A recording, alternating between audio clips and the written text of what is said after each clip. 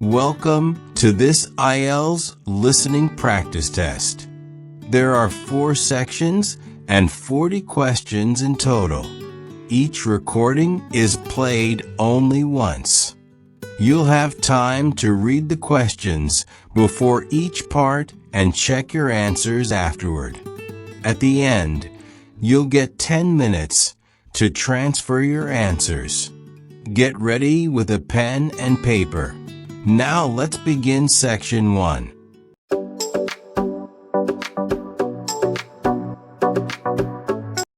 Section 1. You will hear a conversation between a printing company employee and a customer. First, you have some time to look at questions 1 to 5.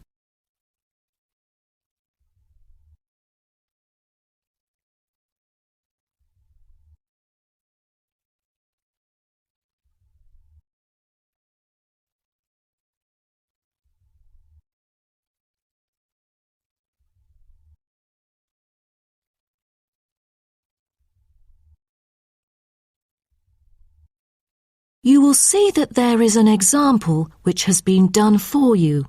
On this occasion only, the conversation relating to this will be played first.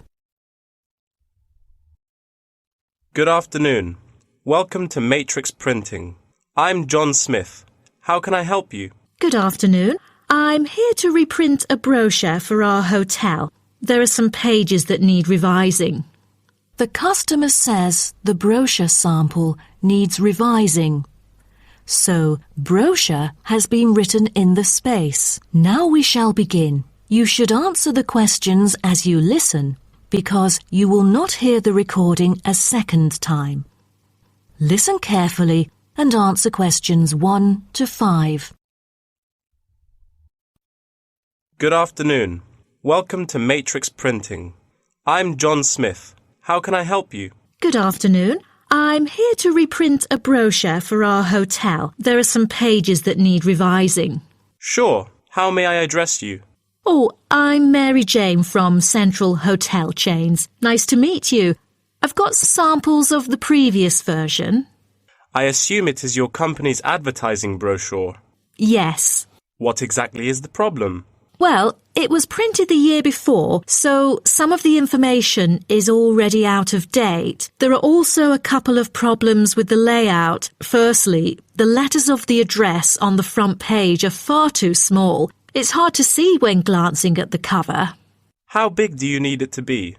Increase the letters by 3 font sizes. Just a minute. Let me take notes of your requirements. Okay. What else needs changing? The information regarding the pool should be deleted because it is currently under renovation and is not available. So, all of the relevant descriptions on page 2 should be removed? What do we replace it with? We can't just leave the whole page blank. Just fill it in with the introduction of our newly opened gym. I've included all the relevant information here in this flash drive. Let me check. I see. No problem then. What is also bothering us is that the description under the top photos on page 4 is incorrect. The word lounge needs to be replaced with reception. Fully noted. Is that all? No, there is more. Turn to page 5. We feel that showing merely the picture of our exterior and interior decoration does not fully represent the appeal of our hotel. On second thought, we've decided to use a picture with the view of the hotel. Do you have the original copy of the picture? Yes, it is also enclosed in the flash drive. Okay. We'll re-edit the whole layout of the photos. Great. Before you hear the rest of the conversation, you have some time to look at questions 6 to 10.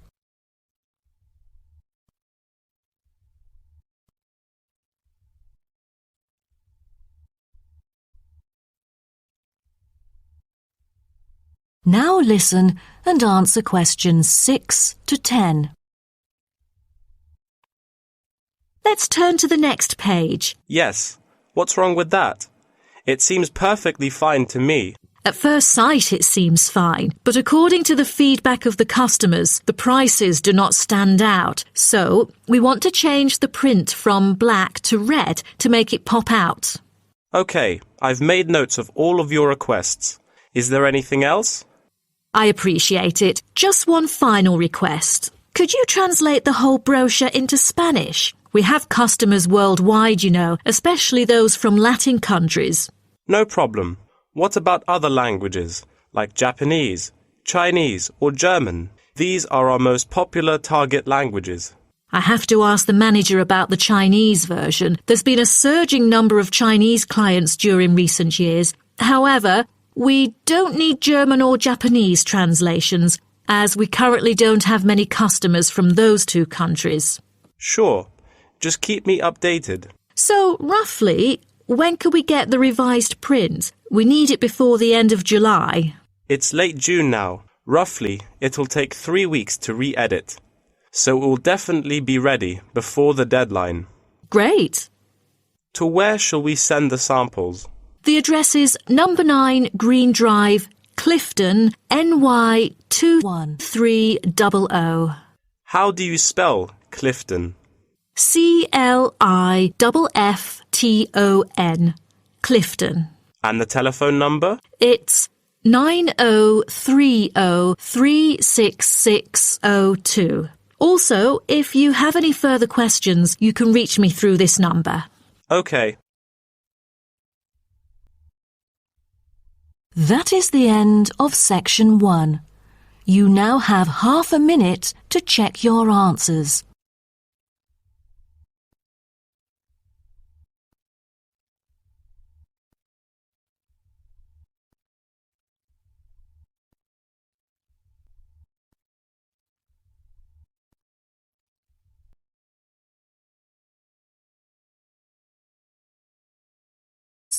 You will hear a guide talking to a group of visitors about a national park. First, you have some time to look at questions 11 to 16.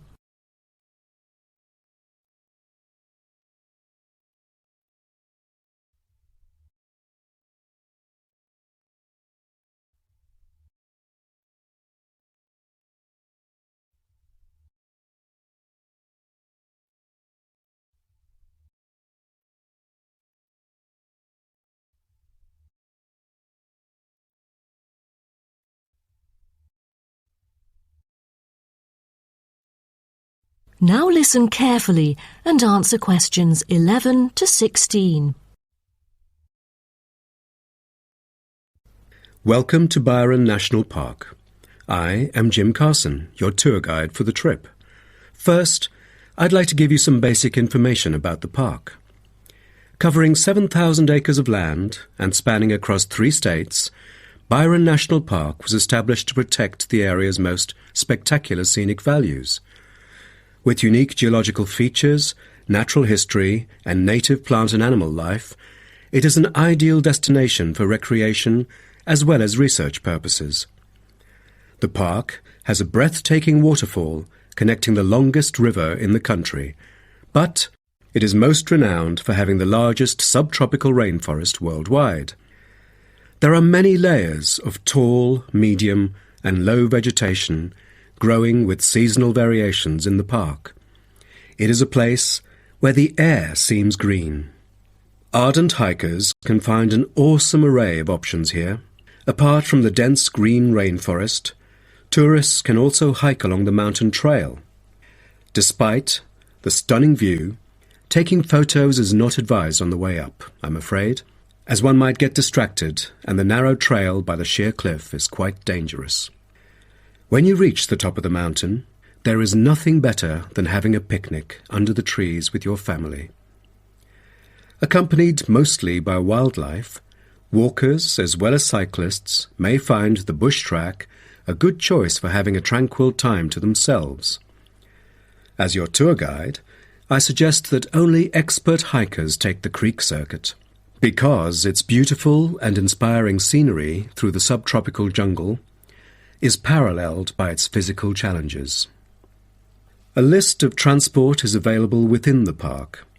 Bicycles are a popular choice as it is the most flexible way to get around. Electric trams are temporarily closed for maintenance. Boat trips down the river are an ideal way to spend a tranquil afternoon. Rest assured that transport within the park is covered in the bill. Extreme sports is another highlight of the park.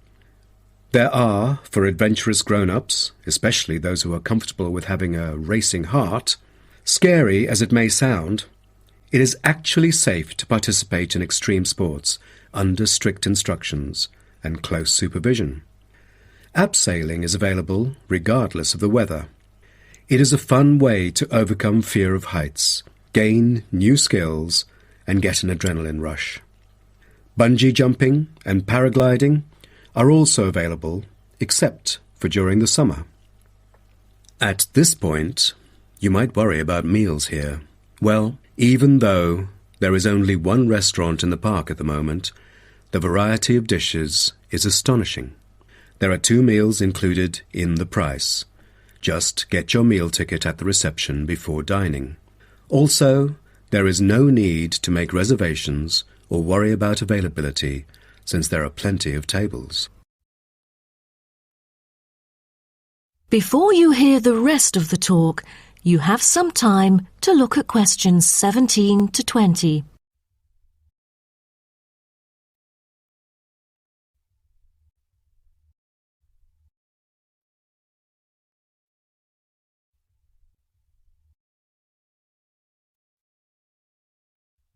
Now listen and answer questions 17 to 20. During your stay here, you might want to know what there is to do. Let's turn to the plan so I can familiarize you with the layout of the park. Most tourists would choose to stay in our guest house, located in the southeast corner.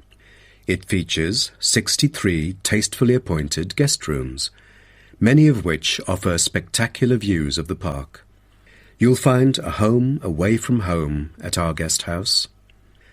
But for those who want to experience the natural beauty up close, there is also a campsite. When you get out of the guest house, go straight ahead, turn right at the end of the road. To your left, there is a campsite amongst the trees where you could spend a night under the stars together with owls and chipmunks.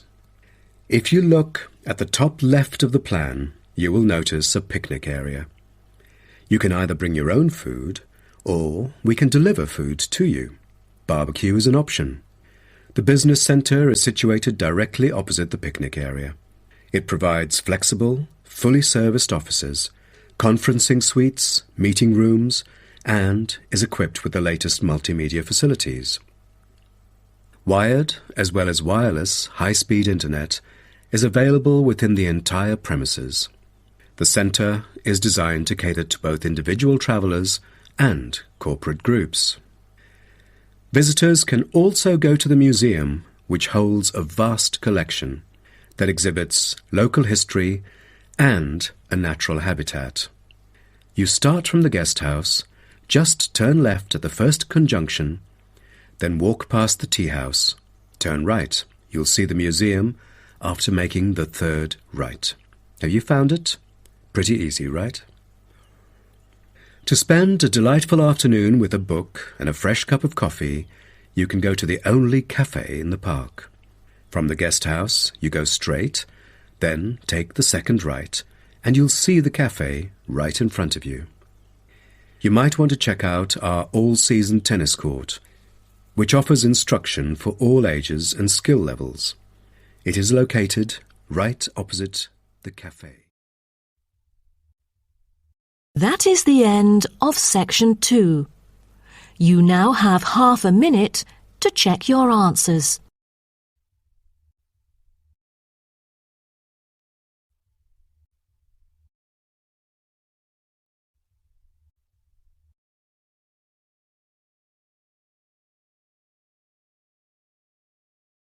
You will hear 2 students called Helen and Paul talking to their tutor about a nursing course. First, you have some time to look at questions 21 to 24.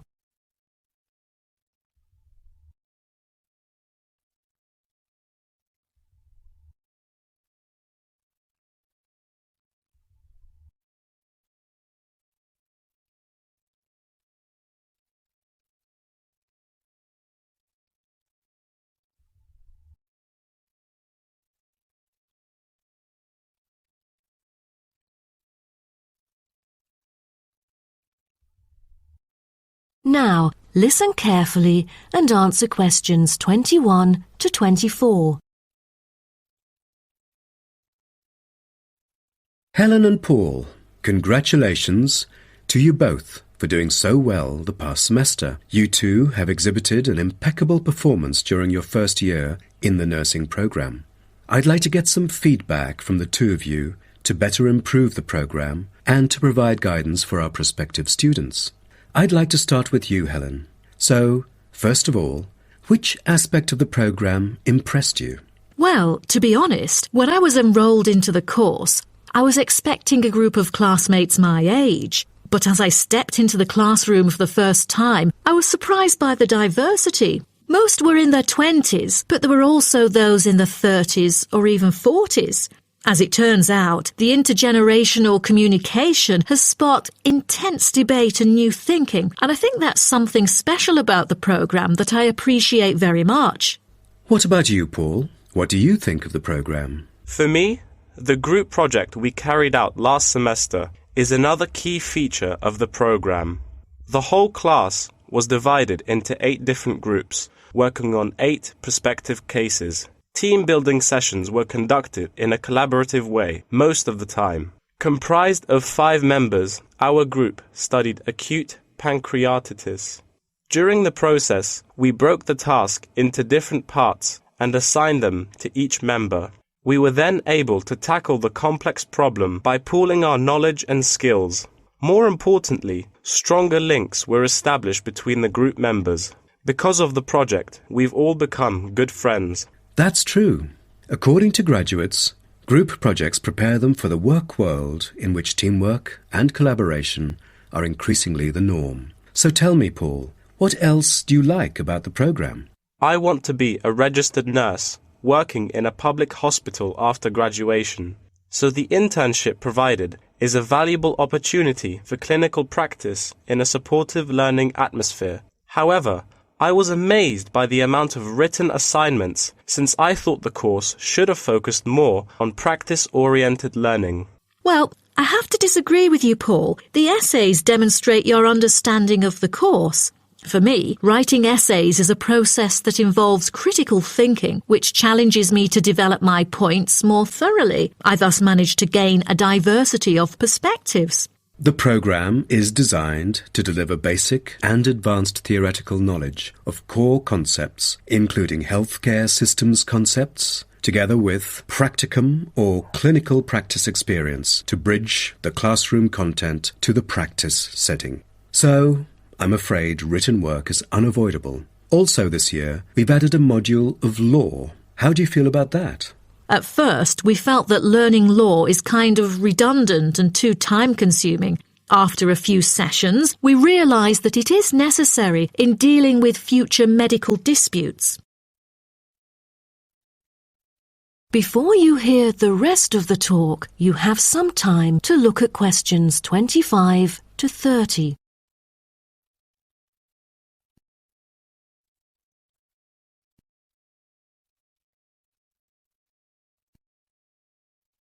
Now, listen and answer questions 25 to 30.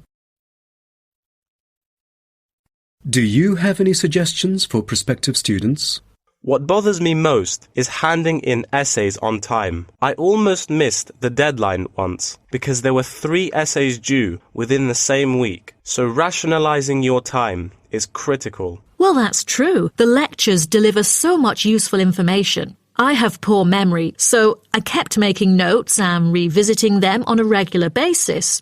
To my surprise, at the end of the semester, I have learnt the key concepts by heart. How was the research? I heard that it was quite challenging. How did you manage to overcome the difficulties? That's true. The majority of us had no clue how to carry out the research at first. Fortunately, when I was digging up reference materials at the library, I sought help from the librarian. She taught me about finding the appropriate resources and choosing the proper research methods. Have you checked out the online forum? Yes, it has become a habit for me to visit the forum regularly. In a sense, it extends classroom learning. It is where the students post academic problems that they come across and get support from the faculty members. Some of my classmates didn't do so well during the placement tests. I feel that background reading is necessary. Lastly, do you have anything to say to the freshmen?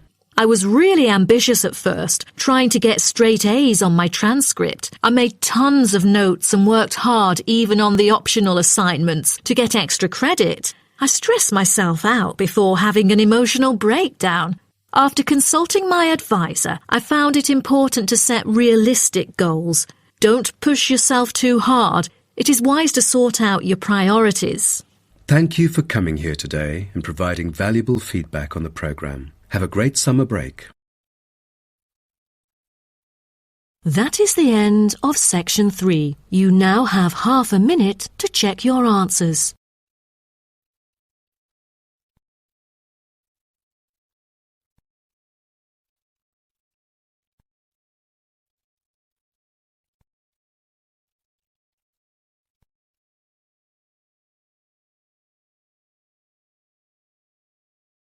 You will hear part of a lecture about African penguins.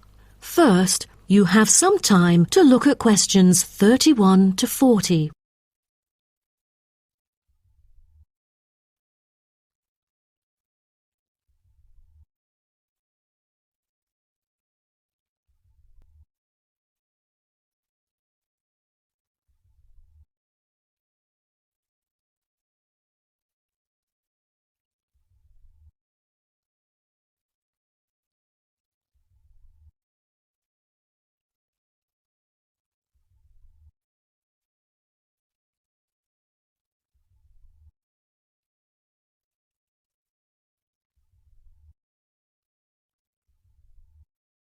Now, listen carefully and answer questions 31 to 40.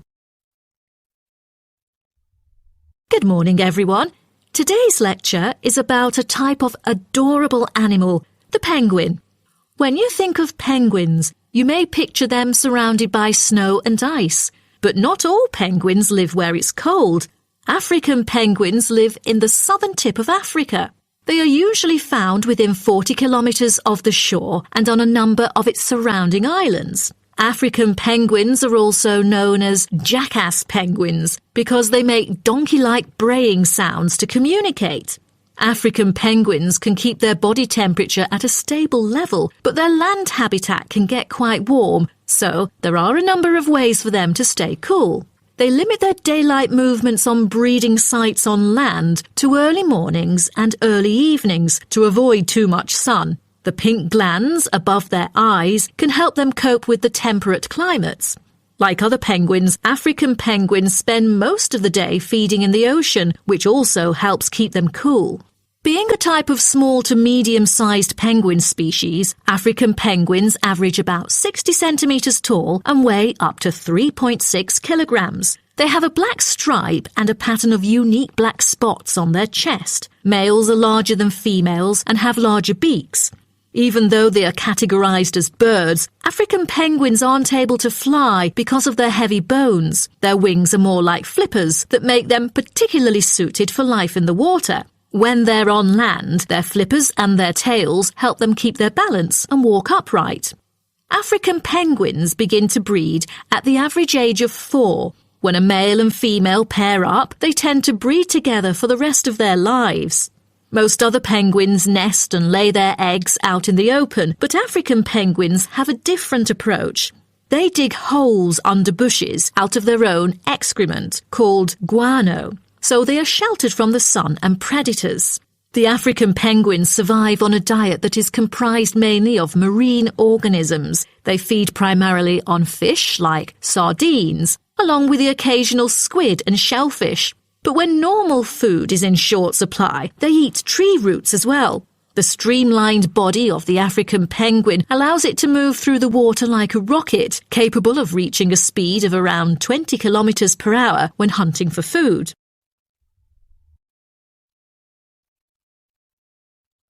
The African penguin's smaller size means that it has many predators both in the water and also on dry land. Their natural predators at sea include seals and sharks. The biggest threat to them on land is not just towards the adult penguins. The penguin chicks are sometimes taken by seagulls into the air and dropped from above. The seagulls could thus feed on them. At risk from predators, young penguins are protected for about 40 days after hatching by both parents. They will leave the colony when they are between 3 to 5 months old and will return a few years later. The entire surface of their body is densely covered with feathers, which fall off during the winter. This process is called molting and takes about 3 weeks to complete. During that time, they are unable to forage. Therefore, prior to this, African penguins spend about 5 weeks laying down fat deposits. They generally live between 10 to 15 years. However, many do not reach their full lifespan. Their population has drastically declined. Approximately 120,000 African penguins remain in the wild, and their population has decreased by 90% in the past 60 years. They are considered to be vulnerable and have been listed as being endangered. 2 major factors have contributed to their decline. They are struggling for nesting space due to human disruption and competing for food due to overfishing and pollution. With the limited number of breeding pairs, survivorship becomes difficult for African penguins. This makes them especially vulnerable as environmental conditions change or an outbreak of a disease occurs. For instance, avian malaria has caused 27% of the captive breeding penguins' deaths annually. The more genetic diversity there is within a species, the higher the likelihood that at least some of the individuals will adapt and survive. That is the end of section 4. You now have half a minute to check your answers.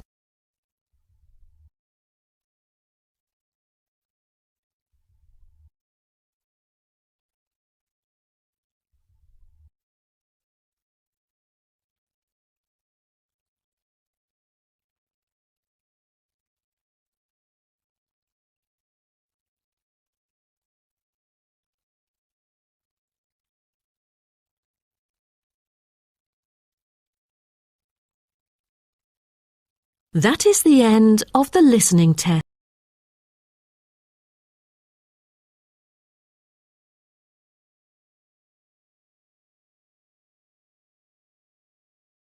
That is the end of the listening section.